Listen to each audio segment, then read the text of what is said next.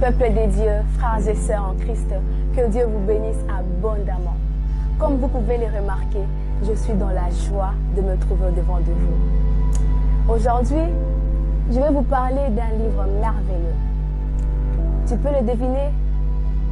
Eh oui, c'est de la Bible. La B-I-B-L-E, la Bible.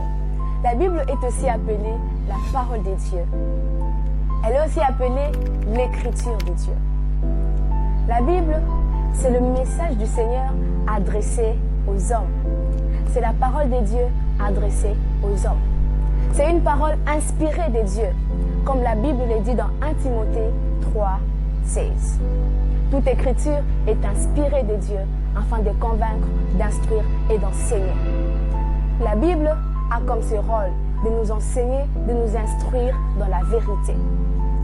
Elle est divisée en deux grandes parties, à savoir l'Ancien et le Nouveau Testament, autrement appelé aussi l'Ancienne et la Nouvelle Alliance. La Bible contient 66 livres.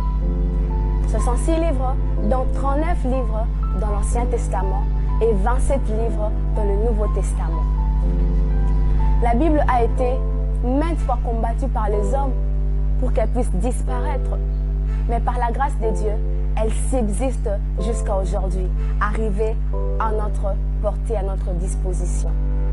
Parlons un peu de l'Ancien Testament.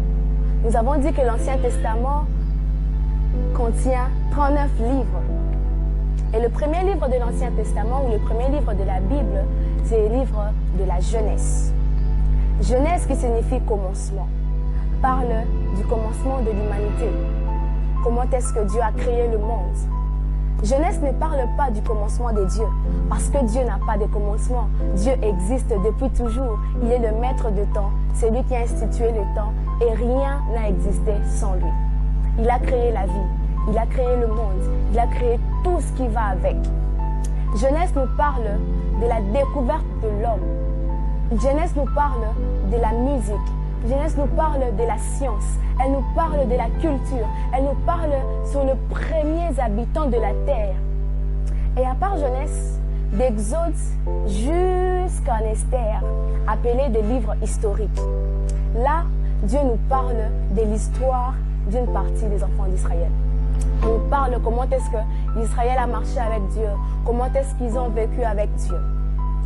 Et à part ces livres qu'on appelle les livres historiques, nous avons les livres poétiques.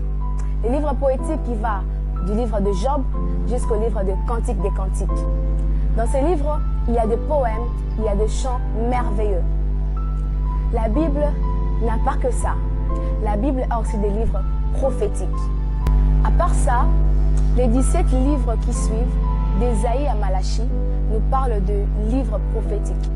Il y a des prophéties que Dieu a eu à révéler à ses serviteurs pour son peuple, pour Israël et pour d'autres nations. Maintenant, parlons du Nouveau Testament.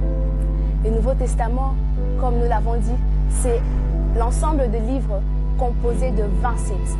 Ils sont au nombre de 27. Et ces livres sont aussi groupés en 4 grands groupes. Nous avons les évangiles, 4 évangiles. Nous avons les actes des apôtres. Nous avons le 21 épîtres ou lettres. Et puis nous avons les livres d'Apocalypse. Quand nous parlons des évangiles, nous avons l'évangile selon Matthieu, selon Marc, selon Luc et selon Jean. Ces évangiles nous relatent la vie de Jésus, sa mort, sa résurrection, son ascension ou sa montée au ciel. Et aussi, nous avons les actes des apôtres.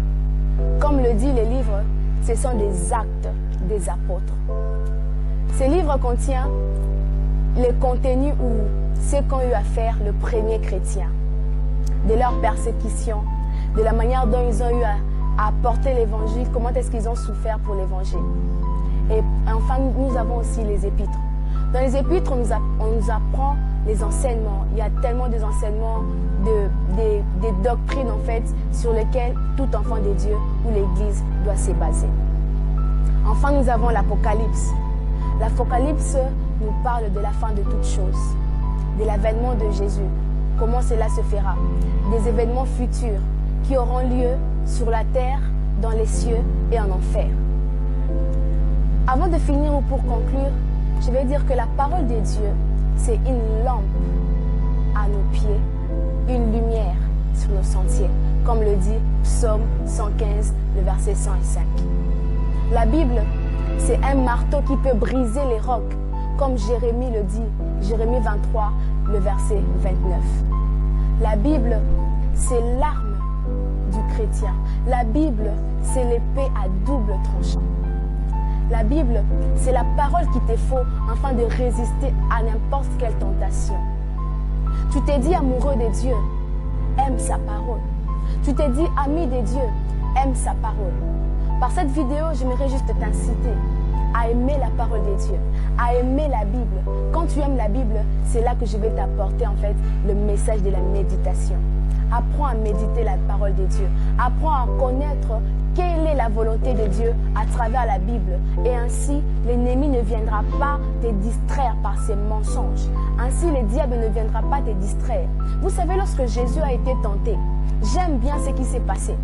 Alors que Satan lui a mené des paroles, Jésus l'a ramené aussi. Il est écrit aussi. Or, on voit que la Bible est le moyen par lequel tu peux résister à la tentation. Si tu ne connais pas la parole de Dieu, tu seras emporté à tout vent. Sois comme Jésus. Aime la parole de Dieu. Apprends à méditer. Apprends à approfondir encore ta relation et ta connaissance dans le Seigneur. Et tu verras que Dieu te réserve beaucoup de surprises dans la Bible. Il y a tellement de miracles, il y a tellement de promesses qui te sont attachées à toutes les personnes qui aiment et qui méditent la parole de Dieu. De partout où vous êtes, que Dieu vous bénisse. Et aussi, n'oubliez pas la méditation. N'oubliez pas d'accompagner la méditation avec la prière. Que Dieu vous bénisse abondamment.